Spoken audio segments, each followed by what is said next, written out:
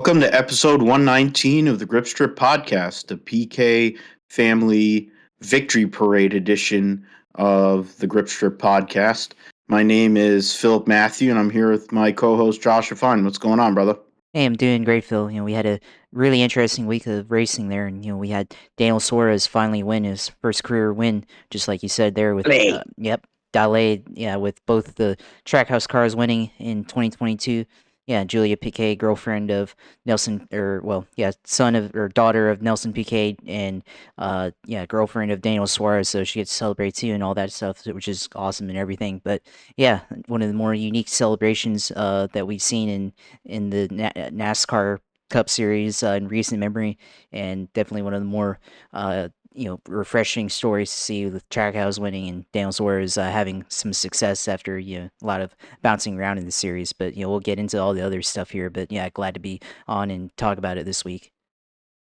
Yeah, I referenced the fact, as you mentioned, with Julia Piquet being Daniel Suarez's significant other, and then Max Verstappen's significant other is also a Piquet.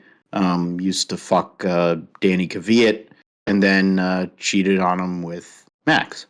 So really quality there. It kind of fits the whole narrative there. Really, I'm not going to go down that rabbit hole because I'm discussing or back friends with somebody who has a wife who's a whore. So in spite of that, we had those two guys win. The Formula One race was pretty much straightforward after Ferrari suffered major issues for both of their drivers.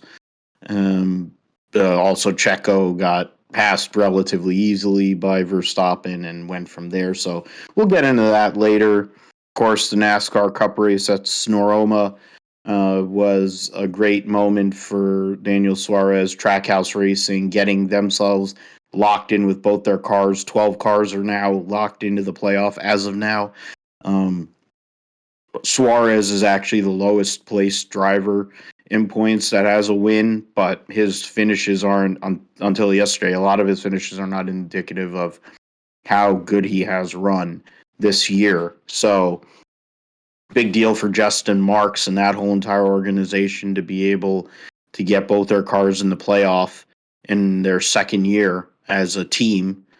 We'll get in all of the big storylines that came from that. They're going into an off week this week for Father's Day. It used to always be Michigan International Speedway. They'd go for Father's Day. They got rid of that for whatever reason. They'll be off Cup Series, but the Truck Series, who ran at Sonoma, Kyle Busch won his last start of the year, 62nd win in that series. Gets the win on the last race there for him this year, and then they'll be racing in Knoxville this coming Saturday night. So we'll go over Sonoma, preview that. SRX is actually coming back. I just remembered that.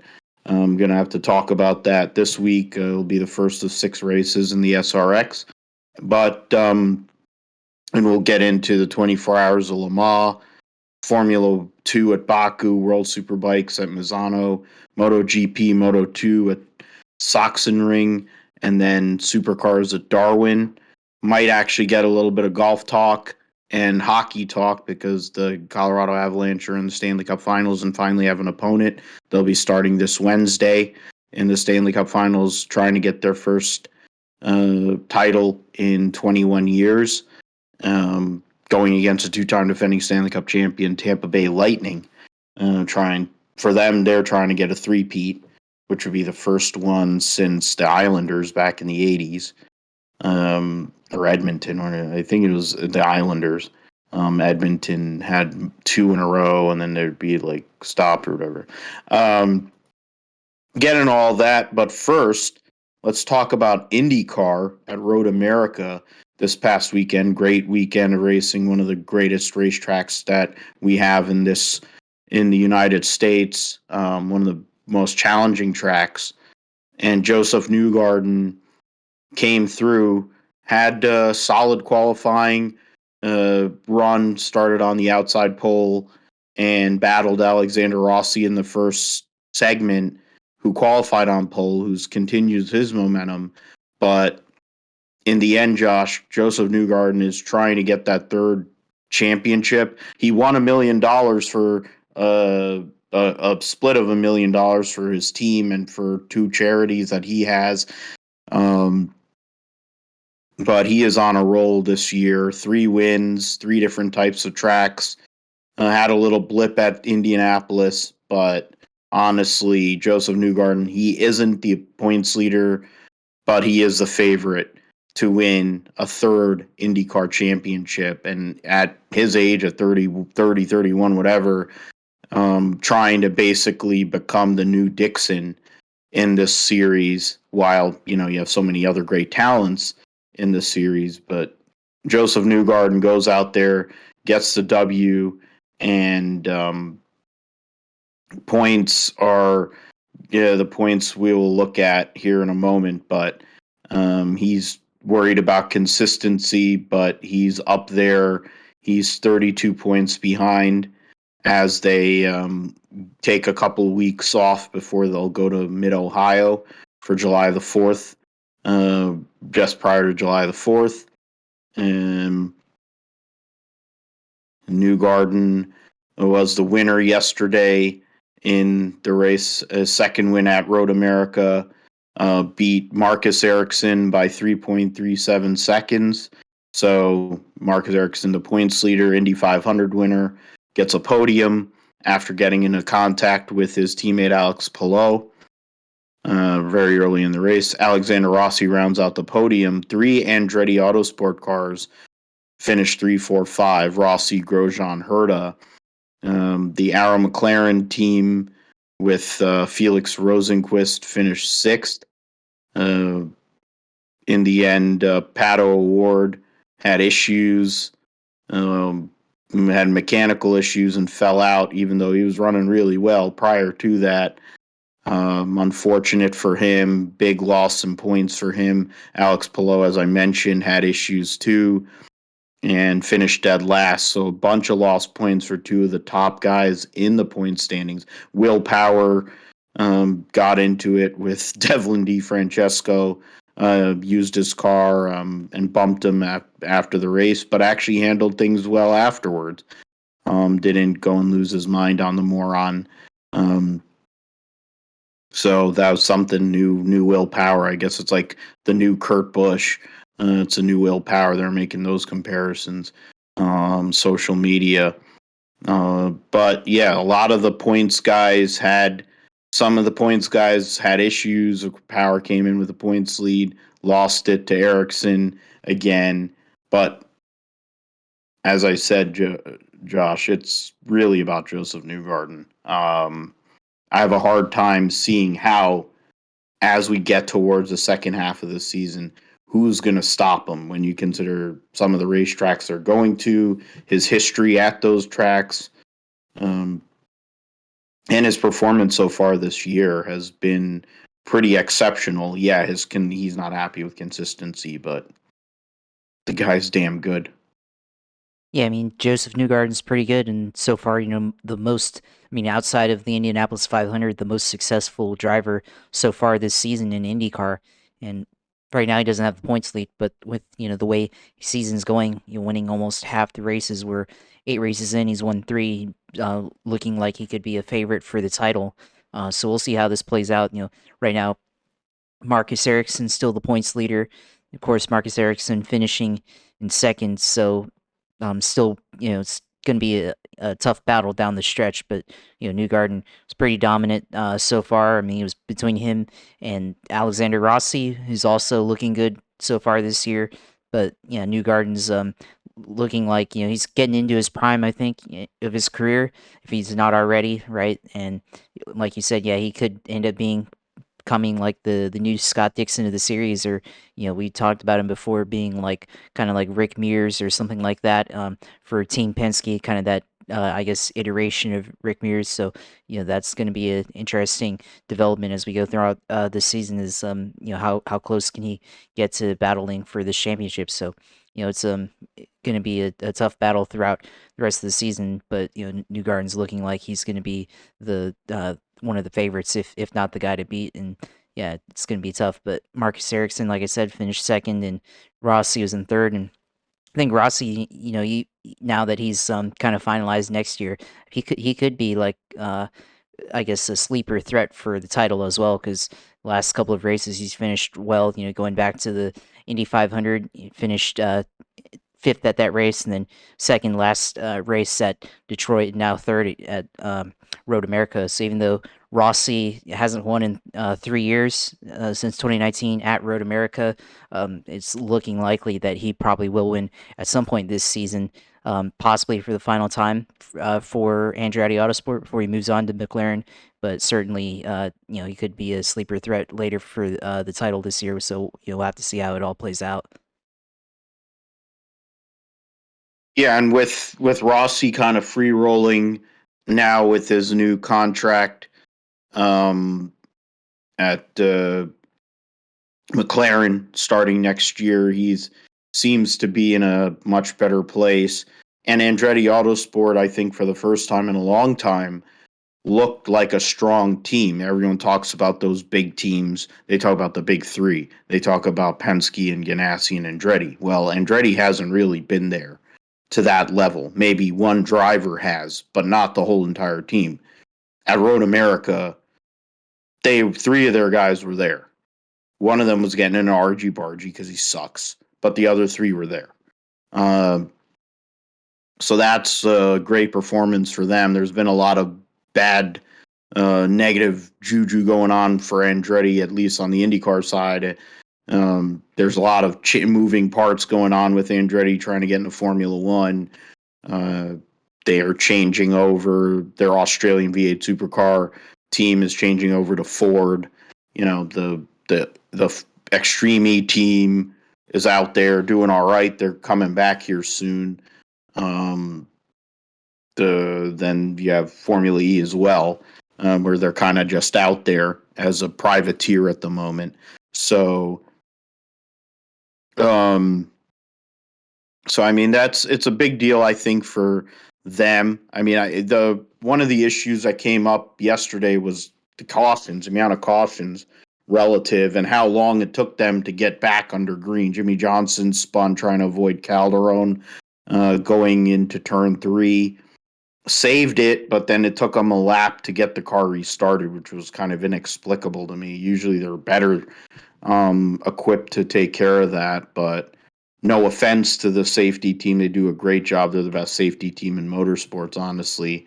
But it just took a long time for them to restart Jimmy Johnson. They had other cautions after that. Of course, the Palou caution with Ericsson. Then they had like 3 cautions basically on top of each other, one on top of the other. And then they had a race for a long time. Then Elio Castroneves spun out late in the race, and then there was a few cautions late in the race. It seemed like there was the stop-start to begin, and then it became a race. And at Road America, you really need it to open up and be more organic, which is something we'll talk about here in shortly when you're talking about the strategies that took place. You had Felix Rosenqvist and Graham Rahal amongst certain other drivers who had a full fuel save strategy that in the end, unfortunately, didn't come through for them, but it netted them a big gain position-wise, at least for Rosenqvist, finished 6th. Rahal started or finished 8th in the case. 22nd to 8th for Rahal at one of his favorite racetracks, at a track that his family has had plenty of history at. For Rosenqvist, he was 8th, so it wasn't as big of a gamble for him. But in the end, it didn't really work out as well. It was also a big day for Rahal, Letterman, Lanigan. They had 2 cars in the top 10. Lundgaard was up there, and he was the fastest rookie for a lot of the weekend. Malukas had his moments. Callum Ilott continues to show the speed that had him on the cusp of Formula One and may have him likely moving to ECR if certain rumors are going through with Rinus VeeKay, since he seems to be the driver of the day now who everyone wants, whether that move is either Ganassi or a McLaren, which are the two teams that seem to be the most likely suitors for Rinus VeeKay. Callum Ilott has shown a ton of speed in a one-car team, and he has a lot of potential. It's just where is he going to go next, and what is the Juncos team going to do after that, which is something to find out. I mean, even Jack Harvey finished 13th, and he's been generally irrelevant the whole entire season. They had freaking what's his name? I mean, even Root Beer Floathead they had in that car last year, and he did better. They had I'm forgetting his name, Oliver Askew. They had Oliver Askew, and he did better. The only reason Jack Harvey is in that car is because he's BFFs with Graham Rahal. That's literally what it is. And that what do you call Jack Harvey's girlfriend is BFFs with Courtney Force. That's literally the only reason why he's in that car. And they have Hy-Vee sponsoring it. Because nothing that Jack Harvey has done in this car makes me think that he should be in an Indy car for a long period, like after this year. He's not Devlin DeFrancesco bad, but at the end of the day, it's like Elio Castroneves sucks on road courses. We get it. That's his thing. He's like Tony Kanaan. He can only run on ovals. Okay, fine. We get it. If Meyer-Shank was smart, they would be like, okay, Elio, we'll put you in the sports car because he can run on road courses in a sports car, but not in an Indy car, and we'll call you for Indy because that's all that really matters to Elio Castroneves anyway. So I have him because he's going to be doing the SRX this week too. So, well, I think he is. I have to go and check that. I might have to go and correct that, but whatever. I know Antoine Kanaan is in between doing his Brazilian stock car crap. But he sucks. Pagano's okay, but they're not where they really need to be. But I think Andretti Autosport's progression will see the Meyer-Shank team start taking some moves forward as well. More on the 60 car side, where when you have Simon Pagano, who has shown he's a champion driver, Indy 500 winner, versus Jack Harvey, I think their results, I think it's slightly in the favor of Simon Pagano, and he's definitely outperformed Elio for the majority of the season, and they've already been teammates before. So, I mean, at least for Rahal, Letterman, Lanigan, they had a good run going to Mid-Ohio, which is definitely home for them, for Graham and for Bob and for family. They want to have a good run there for sure. It's a racetrack where Graham has won at a few years ago. So I think that was one takeaway. Josh, I'll ask you. I mean, one thing also came up. Of course, Simona Di Silvestro returns to IndyCar. She's a Porsche factory driver, but she returned with Peretta Autosport. They're connected to Ed Carpenter Racing. First race back in an IndyCar in many years on a road course. Didn't embarrass herself. Did a great job. Her team was solid. I mean, to be completely fair, she was in the mix with her teammates during the race, really. I mean, I guess when you don't have any time, when you have no testing and you're being thrown to the wolves, it's pretty brutal. But Simona Di Silvestro has always proven to be someone that can get over those challenges. And yet again, she was able to do so. And with the support, of course, Ed Carpenter Racing. Connor Daly had a quiet run and did his thing. Rinus VeeKay struggled this weekend, which is surprising. But, Simona Di Silvestro had a solid run. She'll have a couple more races this year with the hope of them progressing to a full-time season next year.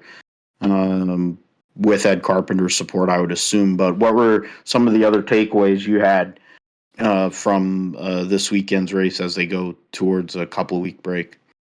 Well, I mean, I think you talked about earlier with willpower and um, Devlin DeFrancesco getting into it early on in the race, and that's significant because for willpower, he's a championship contender, certainly, and he's lately. I mean, Indianapolis 500 didn't have a great finish there, but this one at Belle Isle last week at Detroit, and then comes out here and finishes 19th after getting into it with Devlin Francesco. I mean, that's pretty significant because going into the Indy 500, he had taken the points lead by basically being very consistent. We were thinking back then, only 3 weeks ago now, or somewhere in that frame, that Will Power was going to be the guy to beat in this championship, and now he's kind of fallen off now after some of these races. So I think having a finish like that's significant, especially with guys like Marcus Ericsson and Josef Newgarden are going out and winning races or being consistent with where their finishing position is. And when you have kind of a boom or bust, whether it's your fault or not, that's something that you have to look out for as who can contend in this championship. So, I mean, that's I guess one of my takeaways from that. Possible championship contender having a bad race, and later on we're gonna have to see if we see an angry willpower. Of course, I mean we saw he was disappointed in everything, not like really like raging angry like in the past, like Double Birds back in 2011. But that's certainly we're gonna see it on the track in an angry willpower. But I think the other guys that maybe impressed me. Talk about somebody like Christian Lundgaard finishing 10th. Had a solid weekend for Ray Allnighter and Lannerman. With the 30 car, and I think that's a solid position for especially for a rookie, a tough track like Road America. So. That was impressive as well. Scott McLaughlin, solid 7th place finish for him. Think the last couple of races he's been kind of quiet or been kind of out of it, Had and yeah, issues since the first couple of yeah, races. So it's a great point. basically since Texas, he's been kind of quiet and kind of had fallen off. So 7th place finish there, that's a little not great, but solid finish and nothing to complain about for sure. So yeah, I think that was impressive as well. I think you mentioned earlier the cautions, like the length of time, and I think it's important, especially for a track like Road America, a 4 mile track in length, and being that long, it's significant because you can't have more than 2 laps. And I mean, to be fair, the caution periods were no longer than 2 lap caution periods, which is favorable, but for sure. I think when you consider track like Road America, you want to be able to clean everything up very fairly quickly. And I mean I think they were able to do it relatively quickly, but I think with that you talked about the beginning of the race, the stop and start, and I mean I think that was caused by some of the drivers, but for sure definitely a track that you can't really have lengthy cautions at. And granted, the last caution happened off of a restart, so at least they were able to restart the race quickly and get everybody back going, and at least we get to see a exciting finish and see the drivers fight it out for the win. And thought maybe Rossi would have had something for Newgarden there towards the end of the race, but then kind of fell off of that restart, and Ericsson was able to take the position away from him and everything. So we see Newgarden was able to pull out the win. So at least we do get to see an exciting finish and frantic restart and everything. With Herta, Grosjean, and I think Rosenquist all kind of fighting it out there in the mid pack. After 3rd place, so it was a lot of frantic racing towards the end for sure. Yeah, and I mean, I get what you're saying in regards to the cautions and all that. I think IndyCar generally have an issue with how they handle some of their cautions. none of them are more than 2 laps, but it is more obvious when there's multiple things. The way they present the race, they have a lot of commercials. But then on top of it, you add the fact that a caution lap, when you're talking about say a minute 40 something lap, minute 45 lap, essentially becomes around 4 minutes. So you're talking about real time. When NASCAR goes there in a few weeks, it's going to be god awful. But it's always been god awful with NASCAR because they don't know what a local yellow is. And they also, even with the safety team, they can't retrieve cars in a quick fashion. They also have the stupid stages, which you're about to get into. To me, I guess it seemed long. I don't know. They had 3 cautions in the first 10 laps. Then there was 2 cautions, or there was the issue with Pato Award, and then Alio, who was able to they were able to get his car restarted quick enough, which tells you if they were. The reality is, if you have the car right there in a place, and you have the people like in a decent spot, along with the safety team, they were able to restart him. He was able to wave around and get all the way to the back, and it was only 1 lap. So in IndyCar parlance, those cautions, other than the Jimmy caution, should have been 1 lap. It could have maybe changed the way the race ended up, but neither here nor there. 3 weeks until their next race. They'll be at Mid-Ohio, and we'll definitely get into that at that point. One of the circuits that always has IndyCar and is a benchmark place. If you can win there, you're really earning it. It's tough. It's a tough circuit to get good laps on. It's also a tough circuit to win at. It's another Scott Dixon. I mean, is there a place that Scott Dixon really can't win other than like St. Pete? I mean, it's kind of there. It's redundant at this point. I mean, St. Pete's really the only place he hasn't won at. But otherwise, he can win everywhere. Mid-Ohio. If Scott Dixon has anything, I think we'll figure it out in the next few weeks at Mid-Ohio when he goes there. If he can win there to try and start his climb up, which he's done many times before. All right, so we'll change it up here. We'll go to NASCAR and Daniel Suarez. I mean, I got pretty emotional. The taco piñata was pretty cool. Got to give Trackhouse credit. Their victory celebrations are better than a lot of teams, honestly. To be fair, I mean, they have original celebrations with both Daniel Suarez and Ross Chastain's celebration has been going on for the last few years, but Suarez had a great car. It's essentially what might have happened at Coda. He had won the first stage, and then stuff happened to him. Ross Chastain was able to benefit, hit a couple people, whatever. It's the end of the race. He was trying to win his first career Cup race. People want to be mad about that. And it's like, I mean, that's fine. You can say Ross Chastain's over aggressive. He's like Ernie Irvin, whatever.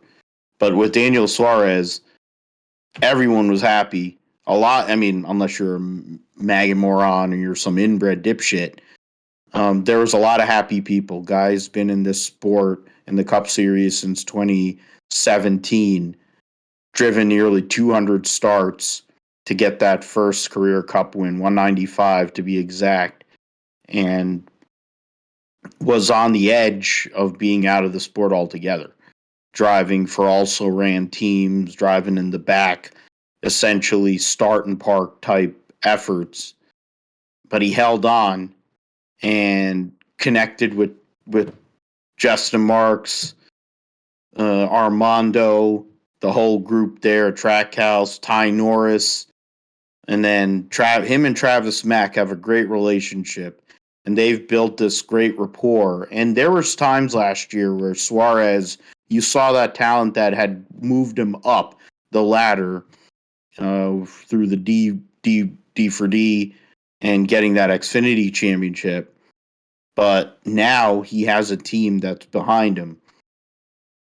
And the way that things have been going this year, Suarez, I think, was due to get a win, and he finally did it, man. I was trying to remember. I don't know who I picked last week in the for the win. I You have gotta this like start writing them down. yeah, I have this weird suspicion that I said Suarez, but if not, whatever. I have this weird thing that I felt like I said Suarez, but then I was inebriated too, so it doesn't really matter one way or the other. So I'll have to go and check. I'll check after we're done here later, on the YouTube feed, since Josh has set up the YouTube feed for the Grip Strip podcast.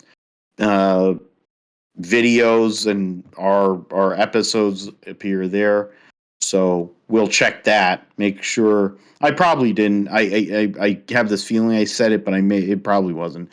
But Daniel Suarez was dominant, held off Chris Buescher, uh, and Michael McDowell, Kevin Harvick, Austin Cindric. First top five for Austin Cindric since he won the Daytona 500. Harvick had a car that he wasn't going to win the race, probably could finish second, but his pit crew fucked up on the last pit stop and he wasn't happy. McDowell, it's the best finish he's had, I think, since he won the Daytona 500 last year. Ran over Brad Keselowski to do it. Blaney, Chastain, Chase Elliott, William Byron, Brad Keselowski. That was the top 10. And it was pretty straightforward. There wasn't a whole lot that went on in this race, if you really get into it. Larson qualified on pole, won the first stage, and then by staying out, it kind of went sideways for him. Had to battle back the rest of the day. Chase Elliott ended up leading 26 laps, but he got no stage points in the process, only finished 8th. For the guy that's trying to become the all-time road course king, Josh. But he'll have to wait for the Sonoma win until next year, because Daniel Suarez went and took one down, took his first career win. Joins Juan Pablo Montoya, Earl Ross, Mario Andretti, and I think that's it as international winners. People that are not born in American drivers, non-American drivers to win in the Cup Series. So that's a pretty big deal for Daniel Suarez for the battle he had to go through to get to this spot. Yeah, I mean, it's pretty significant, finally winning a race in the Cup Series. Been waiting on it, basically 6 years almost, because he won the first career race of his career in Xfinity all the way back at 2016, then won the championship in the final race, and then the winning never came after that. We thought maybe there might be something, but kind of got mired in the Joe Gibbs Racing situation. He was the fourth Joe Gibbs Racing car, replacing Carl Edwards, and never really got off the ground there, and then bounced around, went to Stuart Haas for like a year, punched Michael McDowell in the face, I think, during that time. Then he had that deal at Gaunt Brothers Racing where he didn't race the full schedule, but he was able to kind of, be consistent and run around and make finishes out of nothing, and then that led to the Trackhouse opportunity, and we saw a glimpse of it, last year where he was running up front at points. Go back to Bristol Dirt last year, and that was kind of one of the first races where we saw Daniel Suarez come out and win races, and or not win, but uh, Daniel Suarez being able to lead laps significantly, and that was the first race he was able to do that. And then we saw where Atlanta last year running top 10 and getting stage points, and saw the growth of everything. So I think with all of that, that we saw glimpses of it, but never could put it all together with Trackhouse. But he's got a team that believes in him. He's got a owner that believes in him. So, I think definitely it was long overdue. And then this year, there was times where we saw him lead laps. We saw him lead laps at Charlotte, and then got taken out in a crash, not of his fault.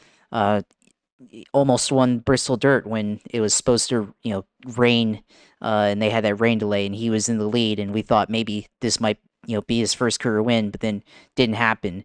And there was a lot of drivers that day that could have won their first career race, but he was one of them.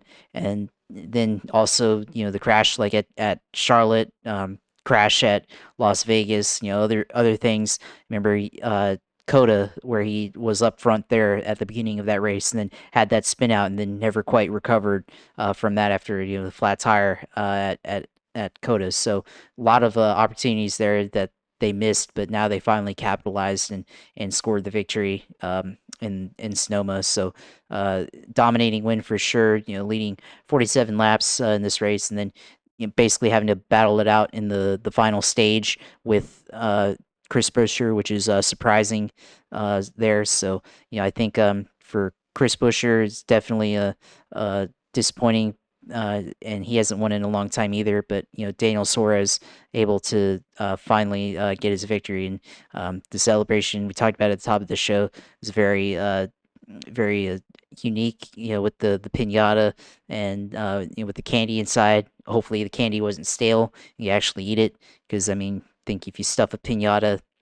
like that and you have to wait a long time for a win, candy might be stale, but at least, with him, it's you know, uh able to actually eat it, unlike his other teammate. When you smash a watermelon, there's not really a whole lot of watermelon left they can actually eat afterwards. So a lot of It doesn't matter. He smashes it and then goes and eats it while Regan goes and interviews him. well, that's true, but most of it's gone. You can only eat like the bits that haven't been mushed to pieces or whatever. So with the watermelon, but at least with candy, you can unwrap it and whatever and eat it. So that's pretty unique there, and definitely want to see that again if they're able to do it. But glad to see it happen. And of course, in the Daniel's Amigos fan club that he has, they're finally able to celebrate a win, and we've seen how passionate they are, and they finally get to be able to celebrate a victory, something good for their drivers. So, a lot of positive feelings for Team Trackhouse. Certainly, the surprise, I think, of maybe the surprise of motorsports, but certainly the surprise of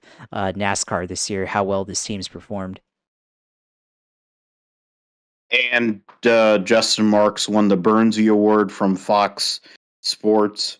So for as bad as their coverage is, they did the right thing and gave the Burnsy Award to a guy who has done a great job to bring a team to this sport brand new. Albeit he was able to give an offer that Chip Ganassi couldn't refuse, and he gets a ready-made team after running his own outfit for a year, to now be in a position where his two cars are now in the playoff, and one of them is a likely contender for the championship.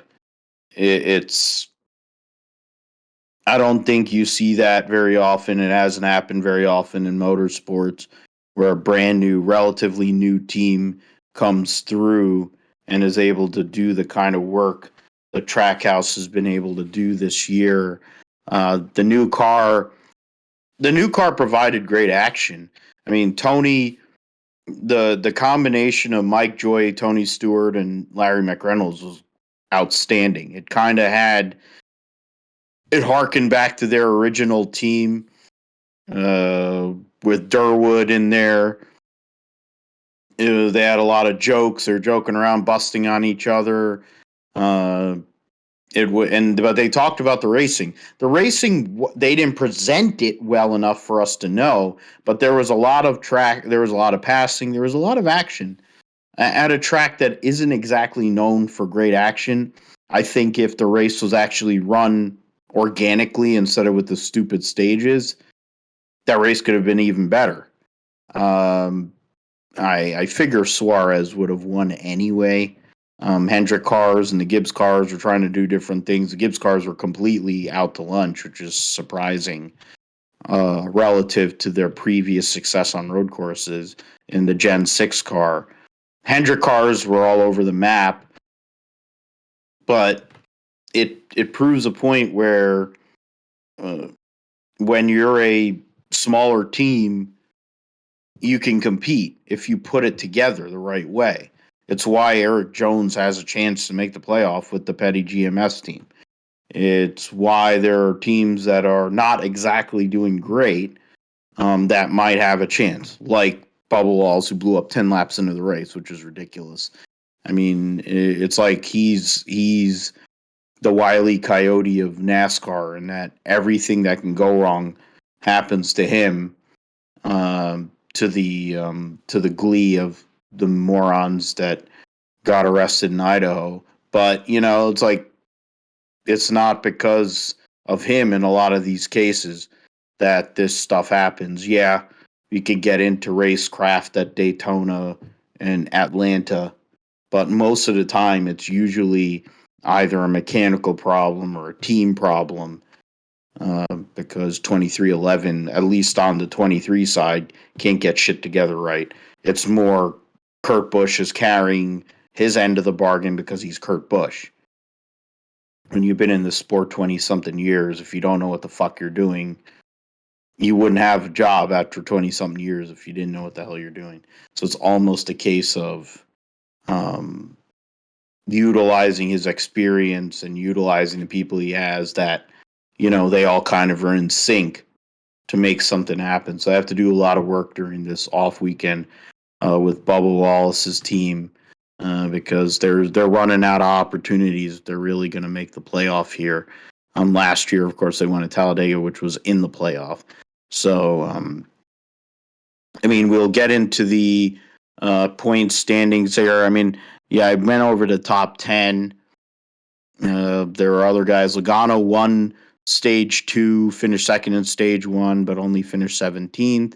Larson won Stage 1. Almirola got good stage points, only finished 14th. Harrison Burton actually scored stage points in both stages, but finished 28th. There's some weird people that actually scored stage points. Cody Ware actually got stage points in the first stage, so it tells you all you need to know. Kyle Busch, part of the whole Gibbs deal, not being able to make anything happen, finished 30th. Yeah, Todd Gilliland scored stage points too.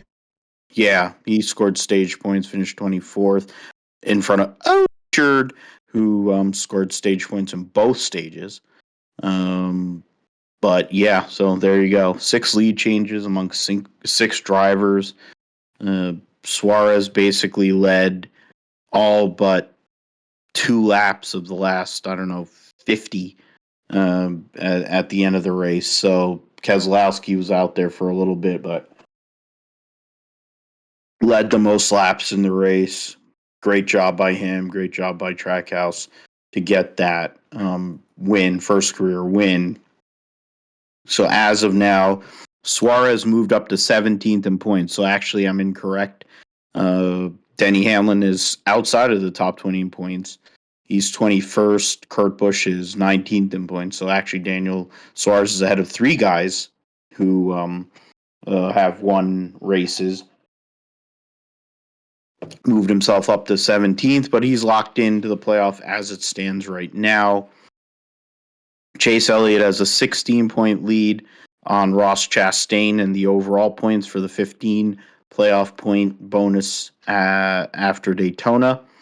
Kyle Busch is 7 points behind Chastain and 23 overall. Blaney's 25 back in 4th, and Logano's 30 back in 5th. Truex, who for all intents and purposes is basically saying he's going to retire or be forced to retire, is 6th.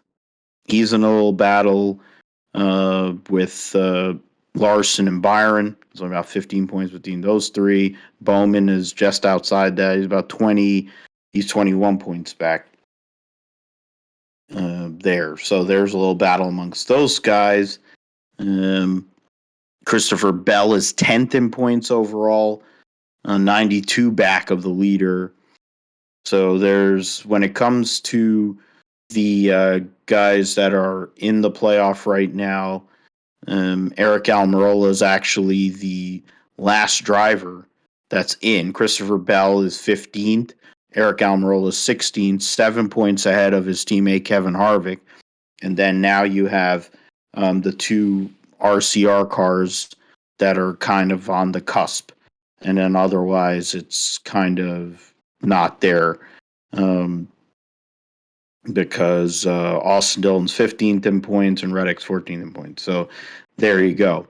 I mean, points-wise, they have an off week here this coming week, but now we're starting getting the nitty-gritty of it. A lot more road courses coming up, so those are theoretically opportunity races, but it could also start going the way of the status quo teams if the R&D they've done so far at COTA and at Sonoma leads to some changes or leads to some things. It's the way that RFK, they had a tire test at Watkins Glen, and it seemingly switched on their cars to where both Buescher and Keselowski were really fast. Buescher had that chance.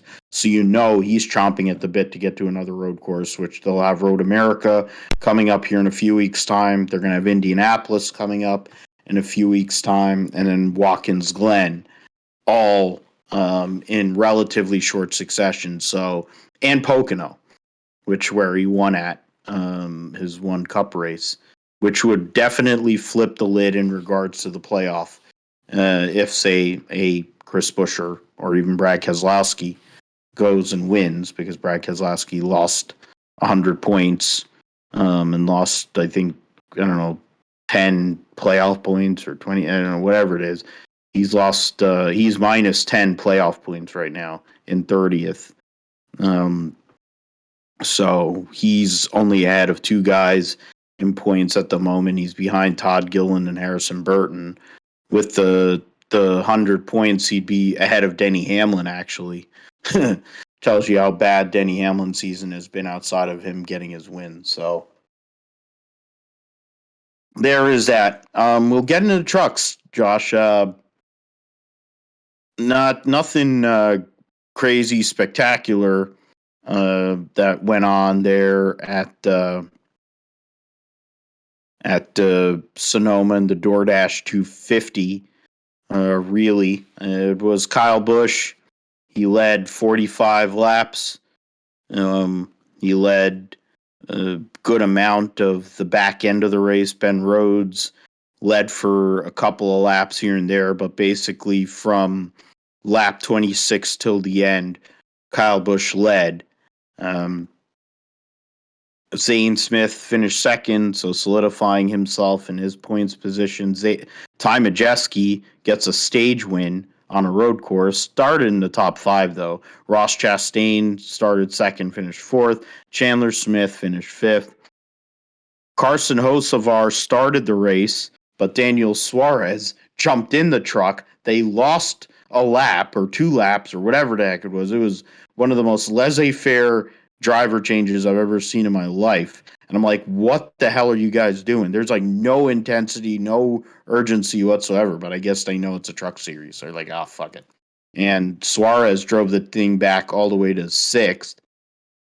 Kligerman 7th, John Hunter 8th, Ankrum 9th, had a pit penalty, or else he might have been a contender to win.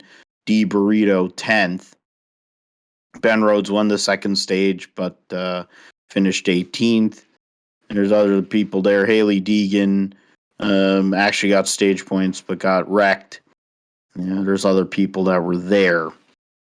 But yeah, Kyle Busch goes and gets the dub, and Zane Smith solidifies his spot as one of the big-time contenders to win this Truck Series championship, Josh.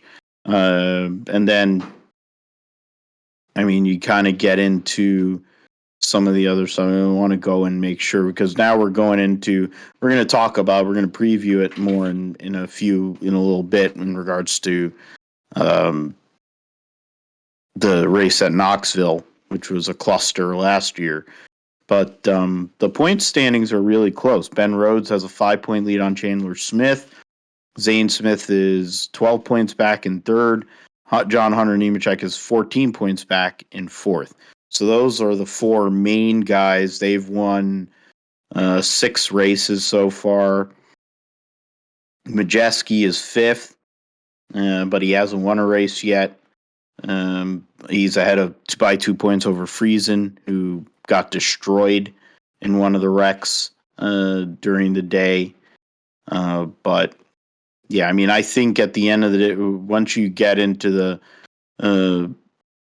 really get into it, this playoff or the championship is going to be amongst. We've said it's going to be amongst those four guys. Maybe you can look at Majeski or Friesen. Might do something. Hocevar has been up there, but Hocevar has a broken leg. So after this race at Knoxville, he might have some time to rest and rehab to where he might be okay. I mean, what is it? Dumbass Moffitt went and fell off a freaking dirt bike, broke his leg during pandemic, and was able to come back and contend for a truck championship, and then he choked it at Phoenix, like he chokes on Mass. So, yeah, Kyle Busch wins at Sonoma in his last race for 2022 in a truck. Pretty straightforward for him, and might be a preview of who his sponsor is going to be next year on the Cup car too. Yeah, I mean, it's pretty interesting. Yeah, Yahoo with the sponsorship there. He's sponsoring. He's also sponsoring, or they're sponsoring Chris Busch or Chris Bell this year too. So going to be a lot of movement in Joe Gibbs Racing, and they may have a package or something where they sponsor 2 cars or something like that. So we'll have to see. But yeah, he wins in his final start in the year.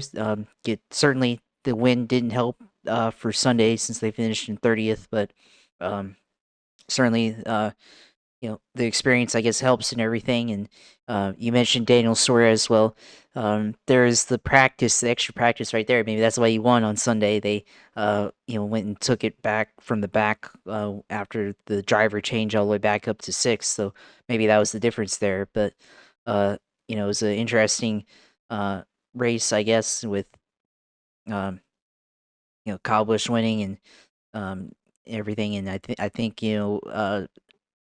the surprising aspect is, I guess, how many drivers here, especially a track that they've basically never been to in the Truck Series. How many drivers came out here and finished relatively well? Like guys like Ty Majeski, who's not really known for road racing. He's mostly a short track guy, but he's also an iRacing guy. Maybe went out and did some iRacing on the sim and prepared for this race with that, and showed. Looks like they prepared well because they finished in 3rd place there. So good for him. Parker Kligerman, he's not really a road racing guy, but I mean, he does finish solid at road races, so maybe that's not surprising. Tyler Ankrum, another guy, finished in the top 10. Someone's not really known for road racing, although Kosgrala finished 14th. Not really. I mean, he's known for road racing. So, he's known for road racing. He's run well there in the trucks.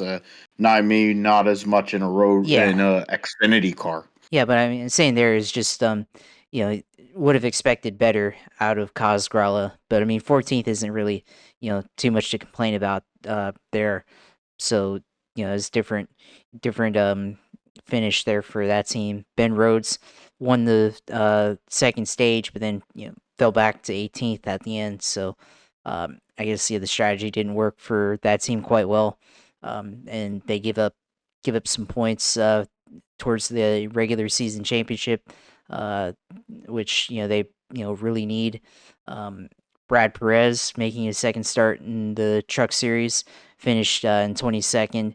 Not really regular in the series, but somebody that's trying to get a ride full time. So decent finish there. Got brought home the truck in one piece. So that's what you need to do when you're a young driver. Just be able to finish the car or finish the race and bring it all home in one piece without any issues. So definitely solid finish there for him. Alex Bowman got caught up in an accident. We thought maybe he would be a contender for this race, after starting this race in Coda, and thought he would be able to come up through the field like he did there, but ends up getting an accident and finishing 29th. So, a lot of guys here that we thought might be good, but then or would be solid, but then ended up finishing pretty poorly. Matt Crafton, of course, another veteran in the series, longtime veteran in the series that normally finishes fairly well, but out fairly early with transmission issues. So you know, a lot of issues there for guys that we thought might be able to, who normally would compete for the title, like him and Christian Eckes. So, yeah, definitely a solid solid race overall, I guess. But Kyle Busch getting his win, possibly with a new sponsor. We'll have to see later on in the year once they make that announcement. Yeah, that's basically what it is. I mean, there was usual nonsense that comes with Truck Series racing. It also happened in the K&N race because they had to delay it and they had to go and they had issues with a bunch of wrecking and they had it wasn't as bad as that Road America where Indy Pro 2000 some Instagram influencer flew over the curb and then an Indy Lights guy did the same thing and they took out the catch fence and they had to restart the Indy Lights race after the IndyCar race. But excuse me. That's exactly what I thought about the truck race and Kyle Busch winning. So we'll go and move on. I mean, the Truck Series points battle is something we have to look at this coming weekend going into the race at Knoxville. Because what was it? Austin Hill won the race last year after about 86 cautions. So if one of those guys can get another win there on the dirt, it'd be pretty big for them. We'll move to Formula One here now, where Max Verstappen got his 25th career win. I think that ties Nelson Piquet. I'm not sure. Formula One all-time wins list. Yeah, so I have this feeling like that ties him, and it also ties with. I thought I was about to. So it was actually Nicky Lauda and Jim Clark. So that's a pretty big list. He was tied with Juan Manuel Fangio, and a few weeks ago, he was tied with Nelson Piquet and Nico Rosberg. So yeah, this year he's moved from he's moved from outside of the top. He's moved himself into the top 10 um, after being outside of it earlier. But Max Verstappen, they used a little bit of team orders to move Sergio Perez around, but to be honest, in the end, his pace was good enough where he was going to be able to make something happen, and he was able to go and win. Yet again, it's the 5th win of the season, so he is basically establishing himself as the guy that's going to win a world championship. This one at least won't be with an asterisk. Checo Perez finishes second in this race, so solid on his part. For Red Bull to get the 1-2, they're basically putting themselves in a position where they're trying to go and look at the standings here. The team standings, Perez is 21 points back in the drivers, but they're behind Verstappen, and they're 80 points ahead of Ferrari in the constructors now after the double DNF for Ferrari, which is, one was gearbox related for Carlos Sainz, one was an engine issue, a big blow up for Charles Leclerc. And then when you consider, 43 points before you talk, like 44 points is basically the maximum you can get with the fastest lap bonus.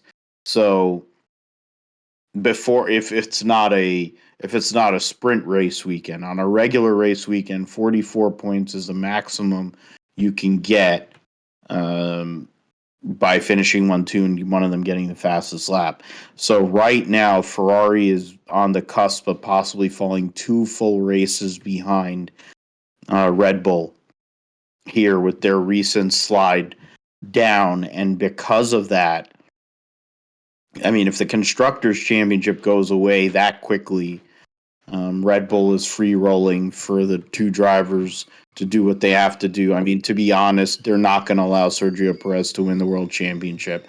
But I think Sergio Perez has brought his game to another level this year. We talked about it on the Grid Talk podcast. The episode should be out there.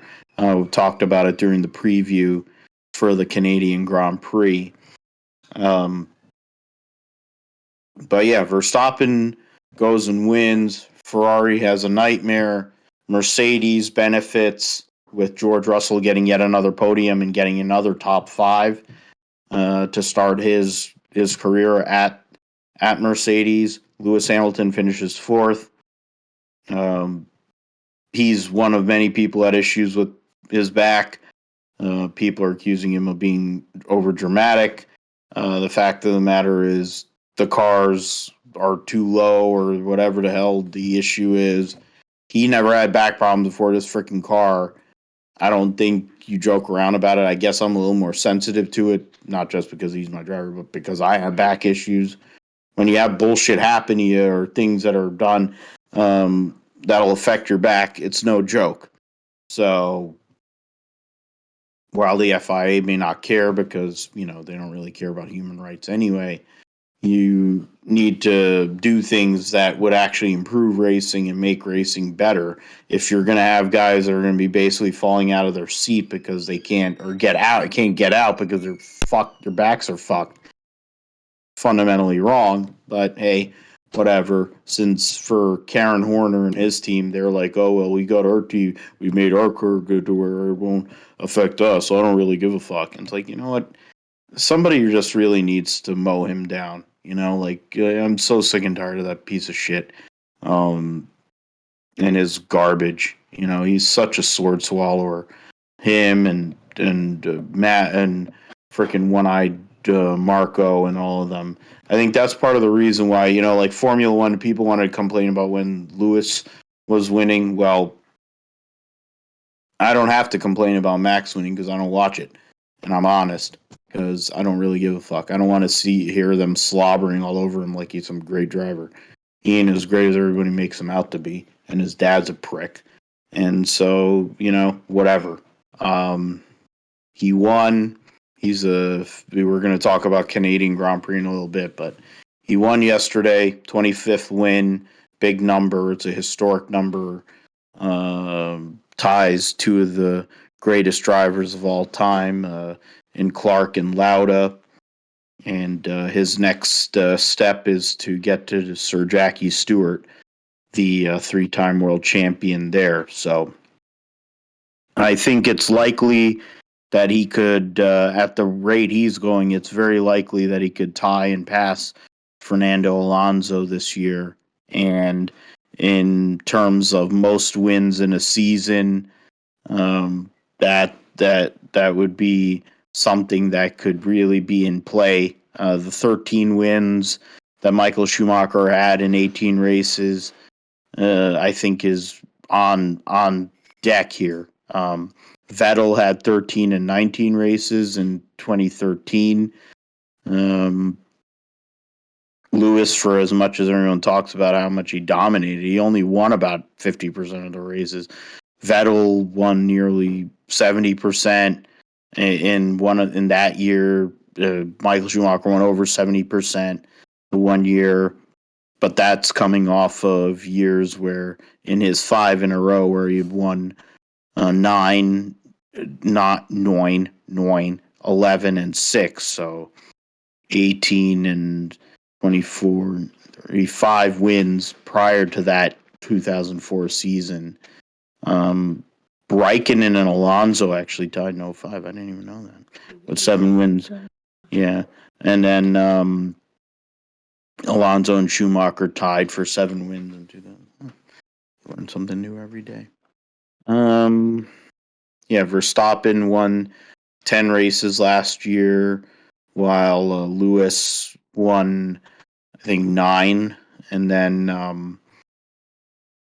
and that was last year.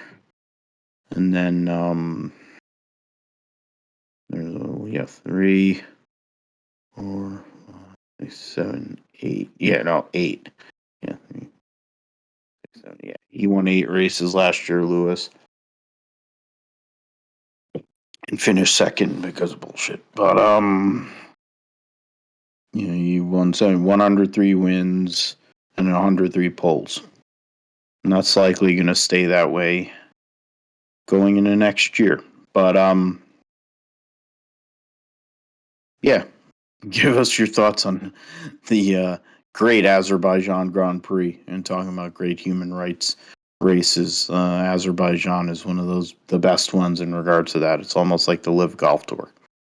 Yeah, a lot of interesting things here, but I mean, I think the first takeaway is Ferrari, both of them engine failure. They I think one of them was one gearbox, actually. Okay, yeah, gearbox for Sainz, and then of course Leclerc, big engine failure in the final sector, coming to off onto the main straight for Carlos or for Charles Leclerc. So yeah, it's unfortunate Ferrari.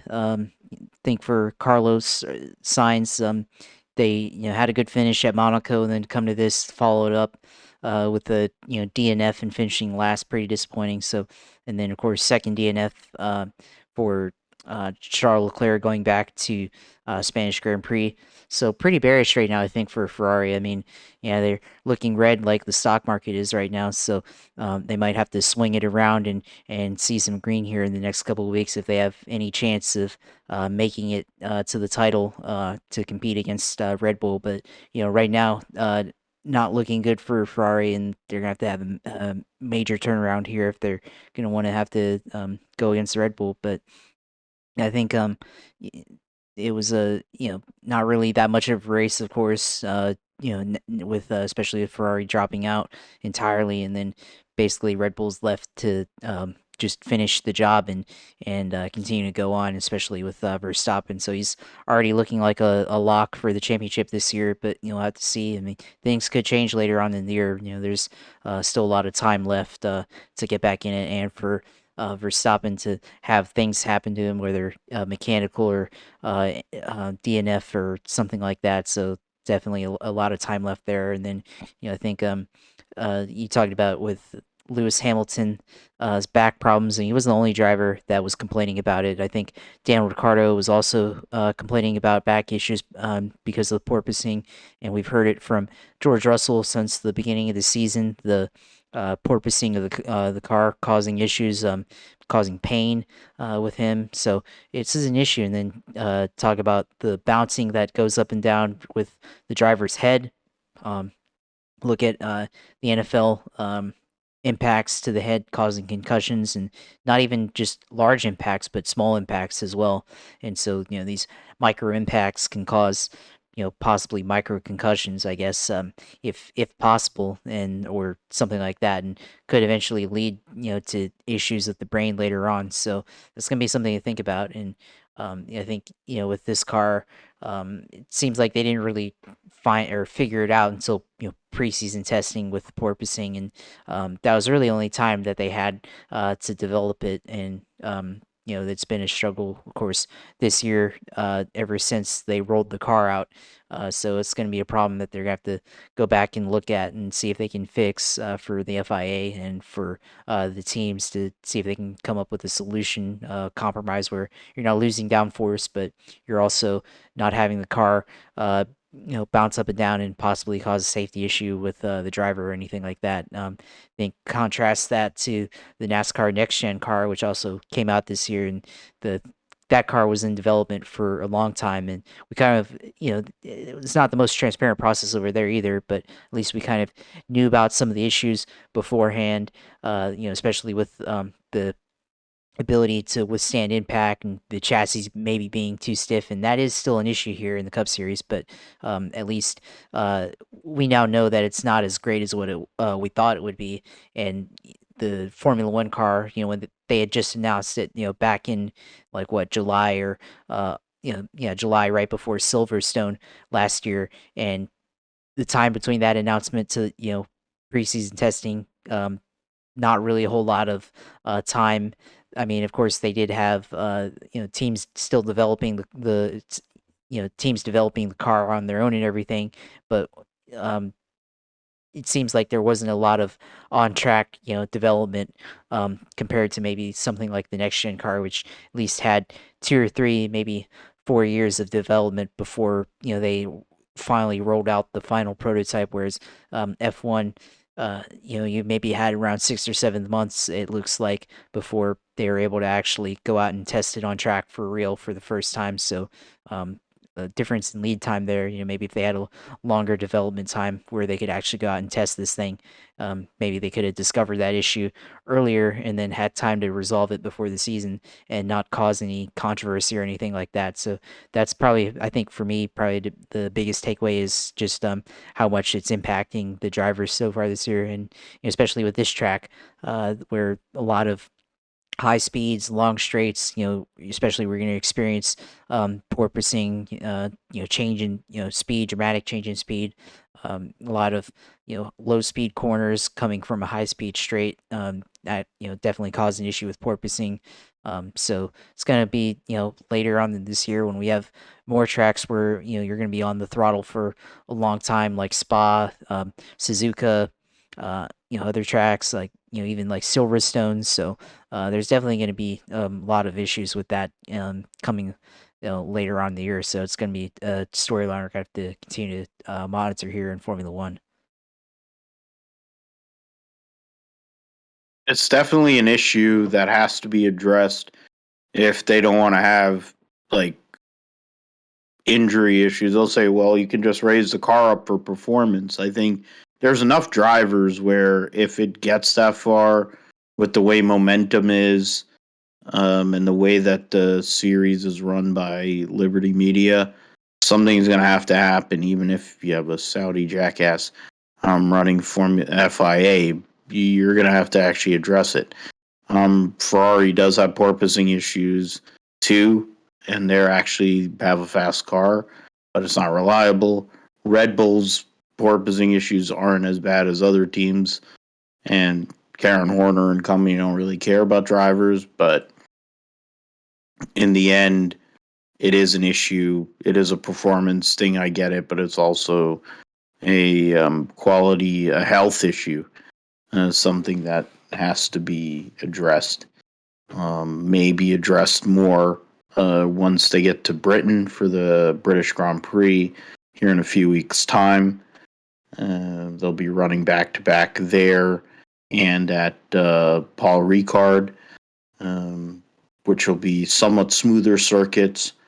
Might be a little less pronounced relative to some of the other circuits they've raced early in the season. But to be determined in regards to that. We'll move on to the 24 Hours of Le Mans in the Roundup. Start with that. Trying to go and bring up the link there, which saw Sebastian Buemi, Brendan Hartley, and Ryo Hirakawa win by over 2 minutes over their teammates Mike Conway, Kamui Kobayashi, and Jose Maria Lopez. A dominant performance by the Toyota team. Their third place was the Glickenhaus number 709 of Ryan Briscoe, Richard Westbrook, and Milieu. They finished 5 laps behind in that. In regards to the LMP2 situation, Joda Sport with Roberto Gonzalez, Antonio Felix da Costa, and Will Stevens get the win, finishing 5th overall. Prema, Orlean, team, which is Robert Kubica, Louis Delatras, and Colombo finishes second. And then another Jota sport car, the second Jota sport car of Rasmussen, Ed Jones, and Jonathan Aberdeen round out the podium. Team Penske was up there, led at times, had a chance. They were a lap behind, finished fifth in class, and they finished ninth overall. So great finish to their season, because now Cameron and Nasser especially, but even Emmanuel Collard, the longtime Porsche factory driver, might be involved in the program to test the new Porsche prototype, the LM whatever, all the damn letters. They have all the freaking DPI whatever LMDH car that they'll have for Porsche that'll be coming out for the Rolex 24 next January. They're going to be getting into intensive testing here starting, this week to lead into that. The Corvette team had fast cars. They qualified on pole, and a gentleman LMP2 driver wrecked the leading number 64 of Tommy Milner, Nick Tandy, and Alex Sims on the Mulsanne, and essentially ended their day late in the morning. They were in the morning and they were leading, ended their deal. They took out their other car. They parked the other car at that point because they were already at the back of the class, and saw the Corvettes not win in their last race at Le Mans with the C8R. The Porsche team number 91 of Jimmy Bruni, Richard Leitz, and Fred Makowicki get the win over the AF Corsa team. Both filled out the podium. Perguidi, Collado, Serra, number 51 Ferrari, and then number 52 Ferrari of Miguel Molina, Antonio Fuoco, and David Rigon round out your podium. A lot of those guys are going to be people that are connected to the Ferrari prototype program that's coming to Le Mans in the hypercar category. I think I don't know if they're considered hypercar, if they're LMDH, I'm not sure anymore. Ben Keating finally gets his win at Le Mans. Lost one a few years ago due to technical infraction, driving Ford GT in the AM category. In this case, drove a Aston Martin with Chavez and Marco Sorensen to win over the WeatherTech Racing Porsche team of Cooper McNeil, Andlauer, and Thomas Merrill, and then the Aston Martin of Paul Dallana, Pedard, and Nicky team gets that victory, and that's the podium as well. So, Le Mans next year is going to be a lot more interesting in regards to the prototype category, with the convergence, the technical convergence that'll be coming on. A lot more factories will be involved, so that'll be something to see. Not as many GT cars. It'll be a lot more like late 80s, maybe early 90s, prior to the GT boom, and where all the prototype categories and the rules kind of started getting screwy there. Next thing we'll do is Formula 2 at Baku. They had, I'll just go and clear that right there and do that, which saw Frederick Vesti win the first race over Jehan Daruvala, Liam Lawson, Marcus Armstrong, and points leader Felipe Drogovic finished fifth. Logan Sargent finished sixth. And race 2 saw Dennis Hauger win, defending Formula 3 world champion, gets his first whatever full race, the what do they call the sprint race and the feature race win. Logan Sargent finishes second. Drogovic finishes third. Daruvula fourth. Richard Vishore finishes fifth. Credit to Enzo Fittipaldi. He had a sixth place finish there. In the standings, they'll be racing next at Silverstone. Drogovic is 49 points ahead. Yeah, 49 points ahead of Teo Pocher. And then Daruvula is 10 points behind Pocher. Logan Sargent, after his solid weekend this weekend, most points he scored so far in a weekend, stands fourth. Hauger is just behind him. There's basically from fourth all the way to 10th is 15 points. So Logan Sargent's up there, but there's a lot of guys, and it's 18 points all the way to 12th. So there are a lot of guys in that spot that have been scoring points and scoring good points at times. So Logan Sargent's going to have to continue to do what he needs to do to stay up there. Daruvula running third, but kind of far behind, of course, Drogovic and Pocher.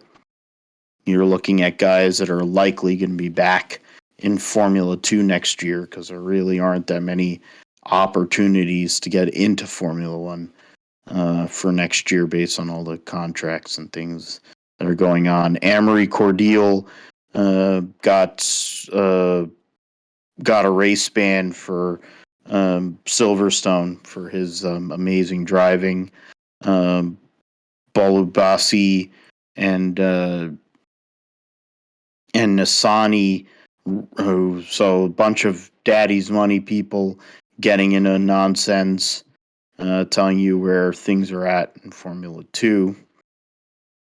World Superbike in Misano saw the return of Garrett Gerloff, but unfortunately, after a solid first race for him, which he finished 8th, he was battling Javi Vieira and Iker Lackawanna, the two Honda riders, and Andrea Locatelli on the second factory Yamaha.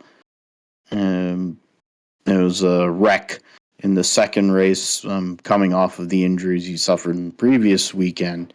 So it was a pretty brutal weekend for Garrett Gerloff. I mean, get in the Super Pole, he finished 9th in that, but then he crashed out of the second race. Alvaro Bautista got the double in the Super Pole race. Toprak Raskat Lioku won that, but he hasn't won an actual race yet this year, and it's he's 79 points out of the championship lead in third. Essentially, right now, Alvaro Bautista's scored over 50 points at every race so far this year, and he is 36 points ahead of Johnny Ray. Alvaro Bautista, of course, looking for his first World Superbike Championship, a guy who's won in what is now the Moto 2 and Moto 3 categories in his time. It was 125 and 250, world champion in his time when he was riding Grand Prix motorcycles. In regards to compelling points battles in the World Superbikes, it's really Iker Lackawanna and Michael Ruben Rinaldi are only 7 points apart, 5th and 6th. Then you have Lowe's, Bassani, Vieje, who just got injured yesterday. It was only 12 points between those guys. Gerloff is 12th, going to Brands Hatch here in a few weeks' time. So see what he could do there. Going to Sachsenring this coming weekend for the World or MotoGP. Fabio Quartararo's got a 22-point lead on Alicia Spargaro. Enea Bastianini is 53 points back in overall in third. The battle between himself, Zarco, Bagnaia, 13 points separating those three. Brad Binder is sixth. Rins and Mir, the Suzuki duo, are tied for seventh. Rins has the edge with his second place finish over Mir, the former world champion. Jack Miller ninth, and then Marc Marquez is 10th. Marc Marquez has won numerous times at Sachsenring, so we'll see what he can do if he can go and use those vibes there and possibly take that race down. In Moto 2, standings going in, Celestino Vietti is 16 points ahead of Ayagura. Aaron Canet is third, 24 points back of Vietti. Augusto Fernandez is in fourth. Tony Arbolino fifth. Joe Roberts, of course, crashed at Catalunya while leading, coming off of a second place finish at Mugello and a win at Portugal a few weeks before that. So, Joe Roberts, outside chance, if he can kind of put some things together to possibly get to, I would say, third or second in the points if he really gets on a good run. Cameron Bobier is 13th in points, and Sean Dillon Kelly has scored 3 points so far this year. He's 29th.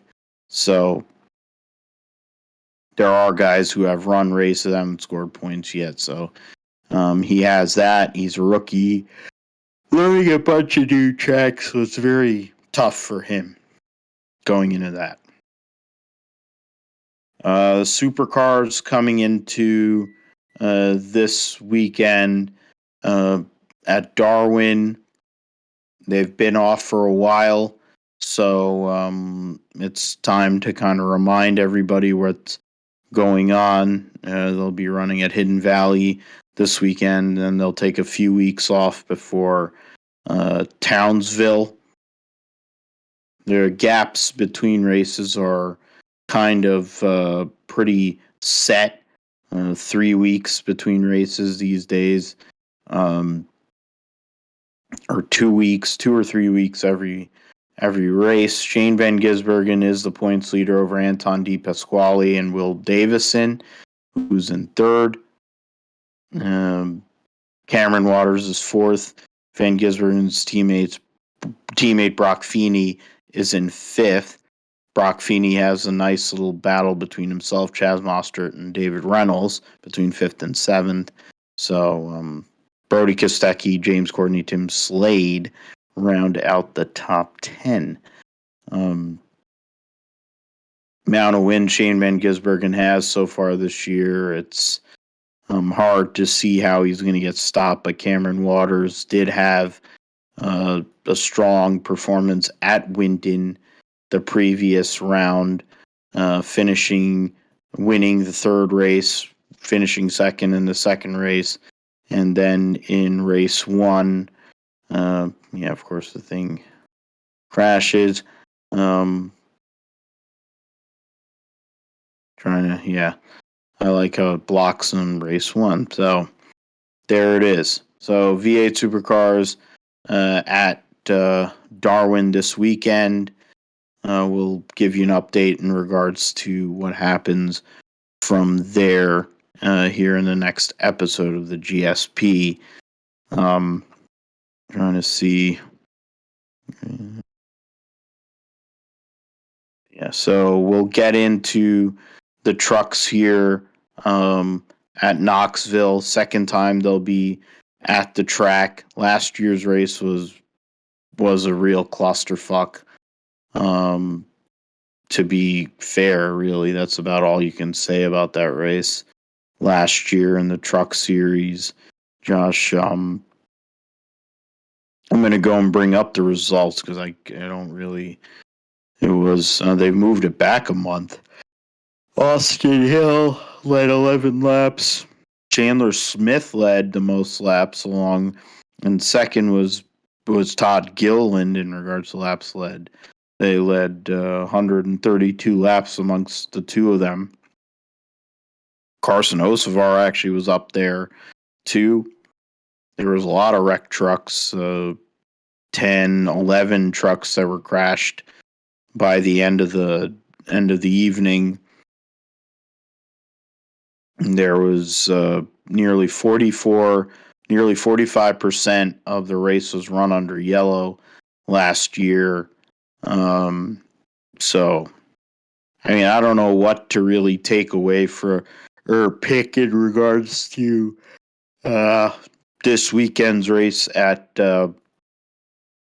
Knoxville, but I guess I'll let you go first, and I'll add my 2 cents after that, Josh. Yeah, I mean, this is a tough race to pick because we've only seen one race here last year, and a lot of it was caution after caution, and they 150 lap race, and they ran 179, so almost 30 laps of extra caution or extra laps to finish the race, which is pretty ridiculous. And I think it's says a lot about the series and how they ran it, and a lot of people were unhappy. I remember that about how it ended, or not how it ended, but how it went, and it seemed just like a disaster. And I mean, not gonna say it's gonna happen again, but there's not a whole lot of hope, I guess, going into it, and maybe they'll have learned from their mistakes last year and be able to at least run a competent race for this track. So we'll see how it goes, but I mean, it's tough to pick. I mean, I'm probably just gonna go with one of the front runners here in this series, and we'll just roll with the guy that's been running good all year, Zane Smith, front row motorsports cars. So he's been running good all year. Don't question that it'll be any different, and even with it being on a dirt track, think he can run well at this place. So that's how I'll pick to win this truck race on is it Saturday or Sunday that they're running? Saturday evening. Okay. Yeah, so they'll be running against the SRX coming up this weekend, which the SRX will actually be on CBS, and this will be on FS1. I mean, a solid pick there in regards to the winner. I would go and say, I mean, I'm trying to look at this grid. There in some crazy amount of people there. I mean, Zane Smith is a solid one. If Hocevar wasn't hurt, I'd have probably picked him. I can't pick that guy no matter what I do. I'm going to go and I'm going to pick. I'm going to go out and I'm going to pick Ben Rhodes because I think he won at Bristol earlier this year, and it's kind of it fits his style, the dirt racing a lot more these days. Defending series champion would be an interesting thing to get both dirt races this year. ThorSport, I think, is going to be a factor amongst the whole entire team. Matt Crafton's went on dirt at Eldora. Eckes has the experience in ARCA. So there's all that. I think ThorSport is going to be up there for sure. The Kyle Busch Motorsports trucks with John Hunter, Chandler Smith, and then Buddy Kofoid in the 51 will also be people to watch. Of course, you have to qualify through heats. You have to go and run. You have to run qualifying, and then you have to get through on heats to get to the main event. So we'll see how that all works out. Couple people showing up from outside of the Truck Series. Brett Moffitt's driving for Austin Wayne himself, who's on paternity leave. last week they had him and his girl had a baby. So then he missed Sonoma. Now he's missing this weekend, but they're actually in the field. And Joey Gase is in the number 30 for On Point Motorsports. They had issues with getting Colin Garrett in the truck due to whatever paperwork, and they had to go and get a sub for this person who was subbing for their regular driver. You got you have at least 4 open trucks in regards to drivers. 2 trucks will miss the show. You're saying actually 39, but it says 39 on the entry list, but 38. Yeah, so the math isn't even right. So there'll be a couple trucks that don't make the show this weekend. It'll be a tough race. I'm thinking it'll be Thor Sport to get the win. Wild card, I would say, would be a Nice vehicle that isn't Carson Hocevar to go and make something happen. It's an opportunity race. Go out there and make the most out of it. Get yourself in the playoff because there aren't that many weeks left in the regular season for them. I'm trying to go. Yeah, I went in through all that. Yeah, let's get into Formula One then, Josh. It's the Canadian Grand Prix, first time since 2019 that we have a Canadian Grand Prix. Lewis Hamilton and Michael Schumacher, all-time leaders with 7 wins. Verstappen hasn't had a whole lot to show for his career at Montreal in the few years he's been in F1, but it's a different time now. Ferrari wants to respond at Circuit Gilles Villeneuve in the honor of the man. Can Charles Leclerc do that? Can he go and sneak around Max Verstappen, go and get a win, or is something else going to happen to Ferrari that hasn't happened here in the last few weeks, Josh? Yeah, I mean, it's gonna be interesting because we haven't been to this racetrack or this circuit in a long time, and it's almost been 3 years since we've been here. So for Formula One, so it's almost like for some drivers, almost like going to a whole new track. So that's certainly part of it there. What we'll see. So some unknowns, and I think for Max Verstappen's, they just got to keep doing what they've been doing, win these races. So I would expect Verstappen come out and dominate as usual. I think Sergio Perez will be right up there with him on the podium for sure. And I think Red Bull, they have a pretty strong chance of winning this race. Think for Ferrari, it would be important to not have any problems, especially for Charles Leclerc. But so this would be a good race to at least finish and aim for a podium finish to Verstappen if they can't win. Can't really predict. We haven't really had any practice yet or anything, so it's hard to tell how they're going to match up lap times wise, and the fact that they haven't been to this circuit in 3 years, so we can't even really base it off of how they ran last year at this place, because 2019 was the last time they raced here. Lewis Hamilton won, and Ferrari ran second. Charles Leclerc was on the podium in third place with Sebastian Vettel in second. So that was a long time ago, though. That was back when it was Mercedes dominating Formula One, and Ferrari was a close second. Although Vettel did lead 67 laps, and then Lewis Hamilton was able to lead the last 3 laps of that race. So yeah, it was very, very controversial finish actually for that. But I think Ferrari, they got to be able to turn around eventually. So we'll have to see what they're able to do this weekend. If they can come out and at least be somewhat competitive relative to Red Bull's lap times. For Mercedes, they've kind of been knocking on the door recently, especially with Lewis and George Russell can they make a impression on this race just like they did last weekend at Baku.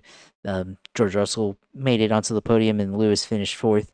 Can they continue this recent momentum that they've had and possibly get pick up another podium or finish top five? I guess in Formula One, that would be something for Mercedes. Then I think some of these midfield teams like McLaren, like AlphaTauri, can the AlphaTauri team can they kind of match their performance, or can they be able to be the best of the midfield teams here in at Montreal? Can they do that relative to what Red Bull has been able to do? That's going to be something to look out for. Somebody like Sebastian Vettel, this is a good track for him. Fernando Alonso, good track for him as well. So can we see these guys, some of these veterans, run well at a track that they haven't been to, but have a lot of experience? That's going to be a storyline to look out for. And then, I think McLaren, continue to talk about them. Ricardo and Norris finished 8th and 9th last week. Can they, continue their battle in the midfield and kind of gain back some of the points that they both of them lost, especially Leclerc, or not Leclerc, but Ricardo can, improve upon what and at least make a better impression than what they have so far to start this Formula One season. So a lot of things that can happen at this track or the circuit, especially since we haven't been there in a long time. But I think at the end of the day, it's Red Bull's race to win. I think, especially for Max Verstappen. I don't think it'll be straightforward immediately. I agree with you that Verstappen's going to win. It seems like Sergio Perez has had a little better pace one lap, so that could play a role. Seems like team orders have become a thing here recently for them to let Max win, but he's been faster in both of those situations. Ferrari needs to just finish a race. If they finish the race, they're likely going to finish on the podium or be in the top 5. So there is that. They need to do it. I mean, it's not just because it's, Circuit Gilles Villeneuve. They just need to finish. And if they don't stem the tide here, being 2 full races behind, and we haven't even gotten to the month of July, would be pretty bad, considering how good the car was initially. It would be a pretty bad look for Ferrari.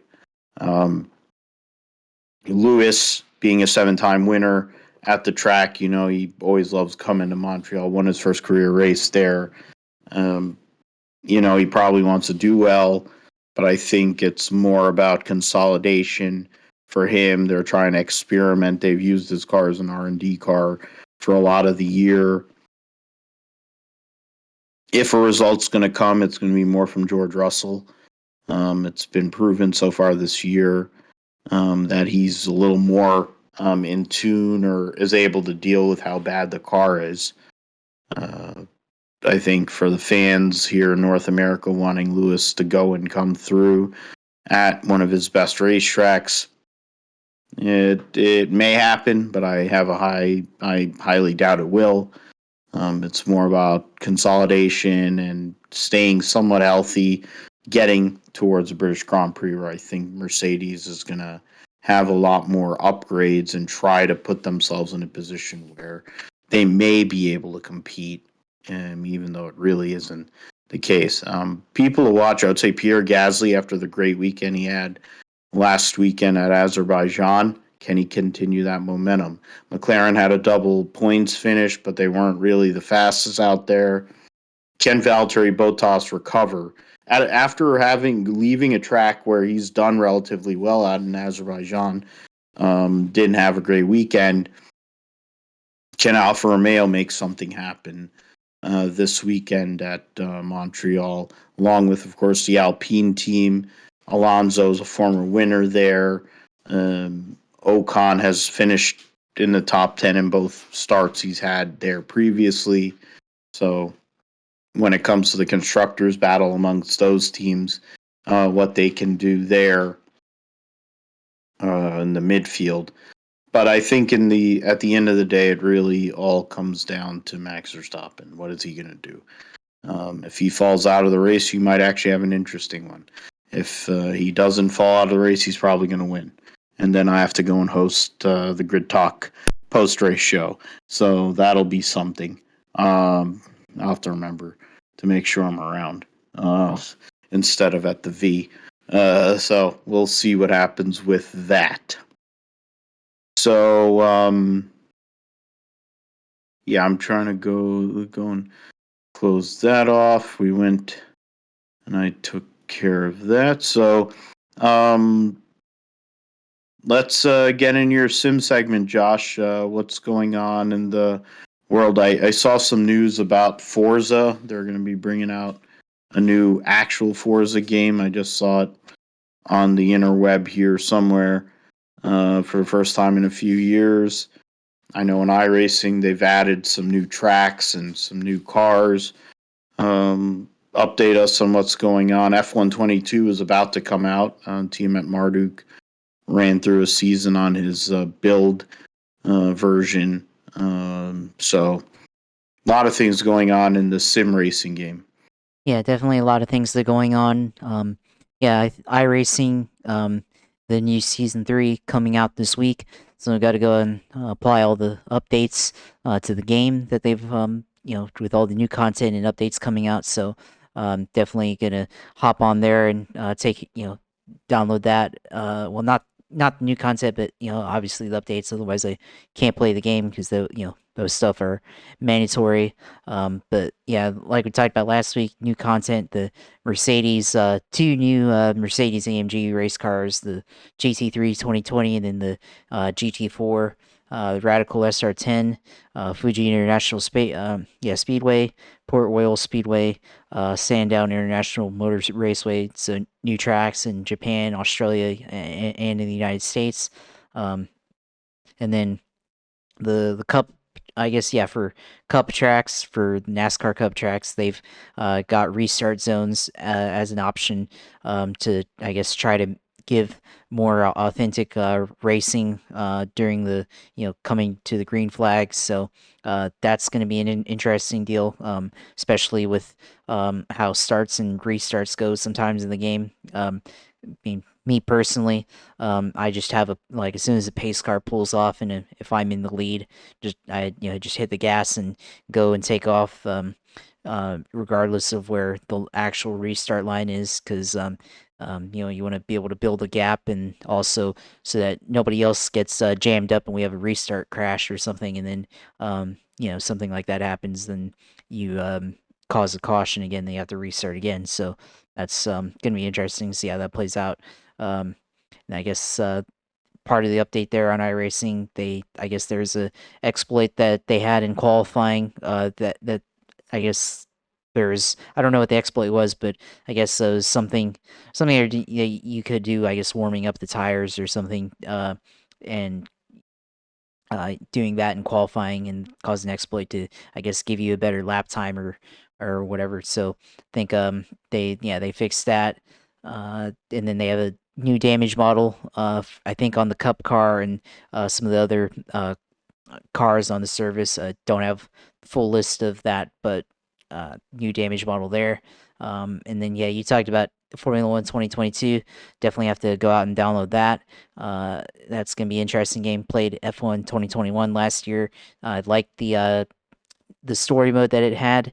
That they had last year in that game is pretty interesting, and a lot of kind of introduce you to a lot of the political elements of the sport, especially the dynamics between the young driver racing against a veteran teammate, and pushing the driver, your teammate, you know in the rivalry, and having to struggle, and having disagreements and disputes with your teammate. So showing kind of that aspect of the sport, helping you learn more about it. So we'll see what kind of thing that they bring in for F1 2022, and being able to play on the new car this year, the new circuits like Miami, see how that plays on the if it looks like it obviously looks very realistic, so no complaints there. But does it race well, and can you race realistically? I guess compared to what we see on TV, that'll be interesting. And then yeah, Forza. I think you mentioned Forza. I guess they're having a new Forza release, of course, on PlayStation. So not really a Forza guy because that's on Xbox. So definitely, I mean, if you're an Xbox person, be on the lookout for Forza. And I'm sure it's a great game. I just don't have an Xbox and not an Xbox guy, so don't play on there. So. Yeah, not really a whole lot, really. A sim segment. I mean, of course, more of news content, I guess.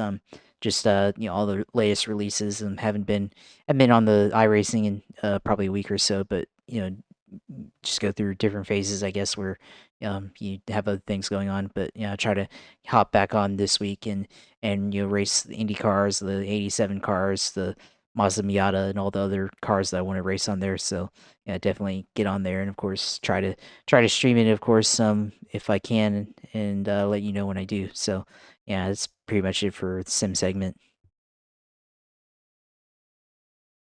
All right, man. So, well, I mean, that's good. There's a lot of content, a lot of things going on. Um, Before we go, I know that there are, I mean, who knows how many people really listen in regards to me wanting to go talk about golf. The Live Golf first event happened in London. Saw Charles Schwartzel win 4.75 million, so the biggest purse he's won. And I don't know, I think he's won more money. He won more money last week in 3 rounds than he had in the last 5 or 6 years on tour or some crap like that. Phil Mickelson didn't do anything and fumbled around his press conference today at what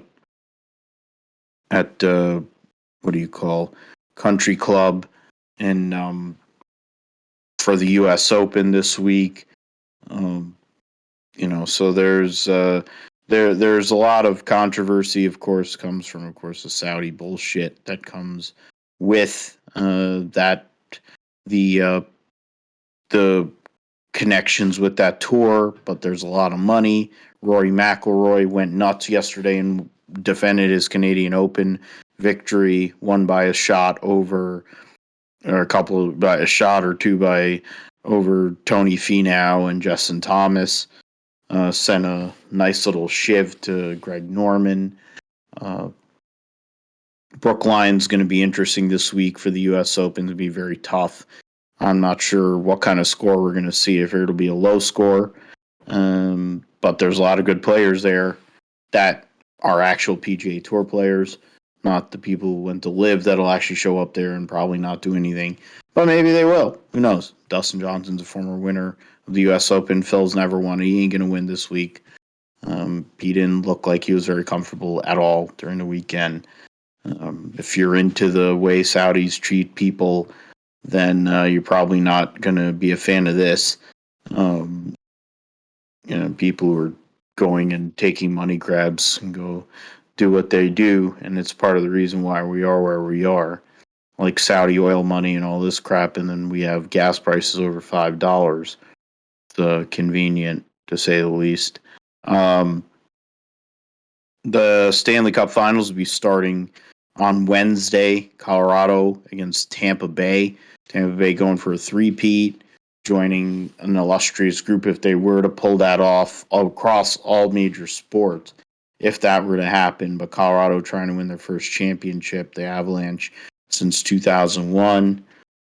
If that happens, I'm probably going to lose my crap because, the Avalanche have been buried for many years, and now they finally have a really good team. Finally got over the hump of the second round, dominated Edmonton, a very tough team, and now you're going against one of the best teams in recent memory in the Tampa Bay Lightning. If they're able to come through and do this, it would be huge for all the great players they have. It's going to be a great series. I hope it goes. There's actually a little bit of time, unless the Avalanche just go crazy and they go and take it off the sheet. But it has a feeling of a long series, so we'll see about that. We'll talk about it next week on episode 120. of the Gripster podcast because they'll get through first couple of games of the series by that point. With that, let's close the deal here, Josh. Where can we find you on social media, and where can we find the GSP on certain channels? Yeah, of course, always start out with the GSP. We can find it on YouTube. Subscribe. Look up on YouTube, Gripster Podcast. Subscribe there, like, comment, and subscribe, of course, and put on notifications when we release new videos. Of course, try to get it out midweek to have it available to everybody. Can watch and listen and see all the stuff we got on there, and just go on there and see our content. It's just another form that you can see us on there. If you don't want to use audio, you can look in or watch if you want, or just have it on the background playing while you're doing other things. So go on there and subscribe to us, Gripster Podcast on YouTube. Of course, find me on Twitter at JP Huffine. You can find all the things I'm interested in and all the things I want to talk about besides racing stuff, or see my racing takes, see the Jacksonville Jaguars takes, see the information I have on other things that I'm interested in, like investing and stuff like that. Look on there for what I'm interested in. I usually try to post whatever I'm interested on there, so just follow me and see what all the things I have to say about stuff. And of course, go on Twitch and see my streams. Go on there at Twitch TV/USailor2. Watch all my iRacing streams. The Indy 500 win, of course, the Indy 500, and anytime I go in live, definitely make sure to let y'all know, probably on Twitter or wherever elsewhere, and put out the stream link so people can watch. So yeah, it's where you can find me on social media, and where you can find the podcast on YouTube.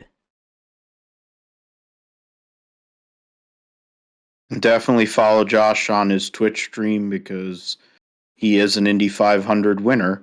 I did mention that on the Grid Talk podcast to talk about your prowess at iRacing. So I think we have to go and make this work where you're an Indy 500 winner. You're at the same level as Marcus Ericsson, so we're going to have to kind of push Jimmy that. Broadbent. And Jimmy Broadbent too, yeah. We need to get you in a Praga. That would be something. Or we need to get you in like an MX-5 or something. I need to go and see if I can get Shea Holbrook on the show and then convince her to put you in an MX-5, since she has like 18 of them. Her and her husband have a team, so that might be a way. I'll be your side hustle. One of your side hustles. Oh yeah, I'll just be a gentleman racer at your youthful age, driving an MX-5. So that would be an interesting way to go and promote the GSP for sure. For me, you can find me at Philip G. Matthew on Twitter. You can find at GripStripPod on Twitter for the show. Of course, Josh mentioned Apple. Our YouTube is where you can find our show and see our mugs, and see us that way. We're on Apple Podcasts, Amazon Music, Spotify, Podbean, Pandora, iHeartRadio, Stitcher, TuneIn, and Verbal. Amongst other things, you can find us at philipgmatthew.com as well once we post a show. I've been a little bad with my posting the shows, but Josh has done his part in regards to getting the video feed. Both of the shows are out. The last two shows are out. We'll try to get this one out relatively quickly. And to those, to you and to your happy Father's Day to your father here this coming weekend, and to all the fathers out there that are listening. For me, of course, God rest his soul, he's up there looking over me.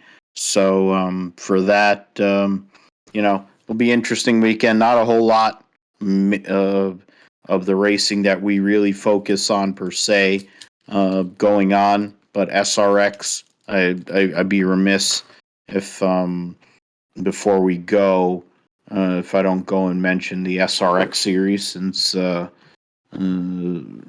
schedule. Yes, SRX Schedule 2022.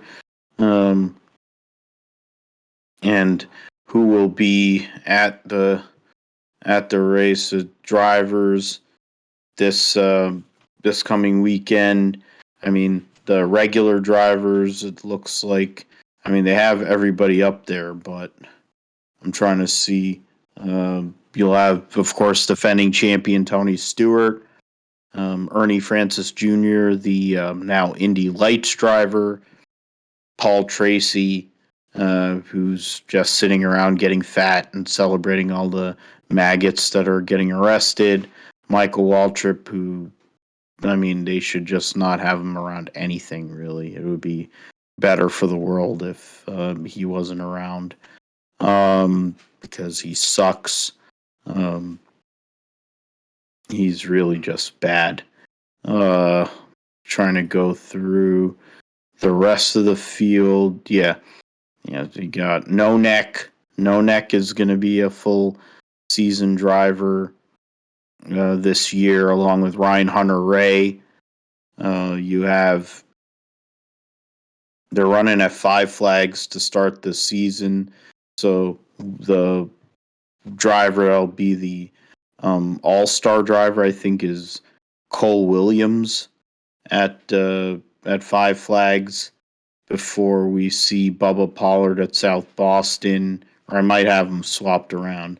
Stafford will have Matt Hirschman, who won the modified race there. Nashville Fairgrounds will see the Elliots race each other again. Right, or no, actually the race at South Boston is going to have Peyton Sellers there. But they should honestly go and have the list of the drivers for each race. That'll make it easier. Instead, it's just my problem, I guess. Elio Castro Dash Neves, of course, who's dovetailing his Indy cars with some races there. Bill Elliott, Bobby Labonte will be running the full season. Tony Kanan's going to run most of the races. Marco Andretti and Greg Biffle will be in every race, along with Ryan Hunter-Ray and No Neck. Matt Kenseth will run a few races. We'll see Chase Elliott and Ryan Blaney make appearances this year, along with Dave Blaney, of course, racing at Sharon Speedway to end the season. Want to go and bring up SRX driver lineup. Yeah. SRX Racing driver lineup. They don't have it there. That's for inaugural. Yeah, so as it stands, I want to go and bring it up. I want to do my service here properly. Ken Schrader would be. It would be nice if they would list it, but okay. So full season competitors will be Tony Stewart, Paul Tracy, Michael Waltrip, Brian Newman, Bobby Labonte, Greg Biffle, Marco Andretti, and Ryan Hunter-Ray. So it sounds like a bad 2003 Busch Series race at this point, which was kind of the joke of last year too. For 5 Flag Speedway this coming weekend, the All-Star car will be Bubba Pollard. Aforementioned regulars will be there. Tony Kanaan will race this weekend. Of course, Ernie Francis Jr., as I mentioned. Bill Elliott will be in this weekend for 5 Flags. Then next week, we'll get into next week. I have to go and save this. I'm going to go and save this for next weekend. So we'll get into the SRX and what happened this past weekend at 5 Flag Speedway, where the what do you call Snowball Derby takes place, and we'll talk about what happened as we go into the following week. It's the first of 6 races in a row through the summer on CBS. So if you want to watch that instead of the trucks, get to see that. We'll get to see Kenny Schrader. We'll get to see Dave Blaney, amongst others, come on here at the end of the SRX season to see if Tony Stewart can go and defend his SRX championship. So we thank you for listening to Gripster Podcast. For Josh, as always, for having my back and doing a great job, giving all kinds of great content. I'm Phil. Listen to me later this week on Grid Talk, doing Formula One Canadian Grand Prix recap. And then we'll be back for episode 120 of the Gripster Podcast next week. So we thank you for listening. Thank you for subscribing. Please give us a like and subscribe wherever you go and listen to us, and let other people know about where the show is, or where you get the show, so we can get more people to go and listen, more people to get interested in motorsports and sports the way we are. So we thank you for listening, being into it. Take care. God bless. And goodbye.